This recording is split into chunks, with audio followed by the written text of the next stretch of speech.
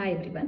ಪೋಸ್ಟ್ನೇಟಲ್ rounds ಮಾಡುವಾಗ paediatrician usually ಒಂದು observe ಮಾಡ್ತೀವಿ. ಚಿಕ್ಕ ಮಕ್ಕಳ ಹತ್ರ ಹನಿದು ಒಂದು ಚಿಕ್ಕ ಬಾಕ್ಸ್ ಇಟ್ಟಿರ್ತಾರೆ. ಅದನ್ನು 1 ಡ್ರಾಪ್ ಆಗಲಿ 2 ಡ್ರಾಪ್ ಆಗಲಿ ಕೊಡೋದು ಒಂದು ರಿಚುವಲ್ ಥರ ಪ್ರಾಕ್ಟೀಸ್ ಮಾಡ್ತಾರೆ. ಎಷ್ಟು ಸಲ ಅದು ಬೇಡ ಅಂತ ಹೇಳ್ತೀವಿ. ಇವತ್ತು ಏನಕ್ಕೆ ಅಂತ ಅದನ್ನು ಕ್ಲಾರಿಫೈ ಮಾಡ್ಕೊಂಡ್ಬಿಡೋಣ. ಸಾಯಿಲ್ ಮತ್ತು ಡಸ್ಟಲ್ಲಿ ಒಂದು ಆರ್ಗನಿಸಮ್ದು ಸ್ಪೋರ್ ಇರುತ್ತೆ. ಆರ್ಗನಿಸಮ್ ಹೆಸರೇನು? ಕ್ಲಾಸ್ಟ್ರೀಡಿಯಂ ಬಾಟುಲಿಸಮ್ ಅಂತ.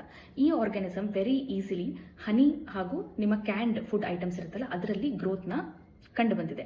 ಸೊ ಈ ಥರ ನೀವು ಹನಿನ ಮಕ್ಕಳಲ್ಲಿ ಕೊಡೋದ್ರಿಂದ ಚಿಕ್ಕ ಮಕ್ಕಳಲ್ಲಿ, ಅದು ಕೂಡ 1 ವಾರದ ಮಕ್ಕಳು ಇರ್ತಾರಲ್ಲ, ಅಲ್ಲಿಂದ ಹಿಡಿದು 1 ವರ್ಷದ ಮಕ್ಕಳು, ಅವರಿಗೆ ನೀವು ಹನಿ ಕೊಟ್ಟರೆ ಆ ಹನಿಯಲ್ಲಿ ಬೈ ಚಾನ್ಸ್ ಈ ಸ್ಪೋರ್ಟ್ಸ್ ಏನಾದರೂ ಇದ್ದರೆ ಮಗುಗೆ ಕರಳಲ್ಲಿ ಕ್ಲಾಸ್ಟ್ರೀಡಿಯಂ ಬಾಟುಲಿಸಮ್ ಗ್ರೋತ್ ಸ್ಟಾರ್ಟ್ ಆಗುತ್ತೆ. ಯಾಕಂದರೆ ಅವ್ರದ್ದು ಗಟ್ ನಮ್ಮ ಥರ ಇನ್ನೂ ಇಂಪ್ರೂವ್ಮೆಂಟ್ ಇರಲ್ಲ, ಇಮ್ಯುನಿಟಿ ಇನ್ನೂ ಚೆನ್ನಾಗಿರಲ್ಲ. ಸೊ ವೆರಿ ಈಸಿಲಿ ಅವರು ಇನ್ಫೆಕ್ಷನ್ನ ಅಕ್ವೈರ್ ಮಾಡ್ಕೊತಾರೆ. ಆ ಆರ್ಗ್ಯಾನಿಸಮು ಒಂದು ಬಾಟುಲಿಸಮ್ ಅಂತ ಅಂದ್ಬಿಟ್ಟು ಒಂದು ಟಾಕ್ಸಿನ್ನ ರಿಲೀಸ್ ಮಾಡುತ್ತೆ.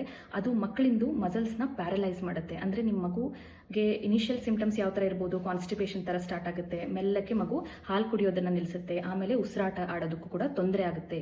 ತುಂಬಾ ಸೀರಿಯಸ್ ಕಂಡೀಷನ್ ಅದು. ಸೊ ಅದಕ್ಕಾಗಿ ಈ ಥರ ತೊಂದರೆ ಯಾವುದೇ ಮಕ್ಕಳಿಗೂ ಬರಬಾರ್ದು. ಯಾವ ಹನಿಯಲ್ಲಿ ಸ್ಪೋರ್ಟ್ಸ್ ಇರುತ್ತೋ ಇರಲ್ವೋ ಅದು ನಿಮಗೆ ಗೊತ್ತಿರೋದಿಲ್ಲ. ಸೊ ಆದಷ್ಟು ಈ ಪ್ರಾಕ್ಟೀಸನ್ನು ಮಾಡಬೇಡಿ. Thank you.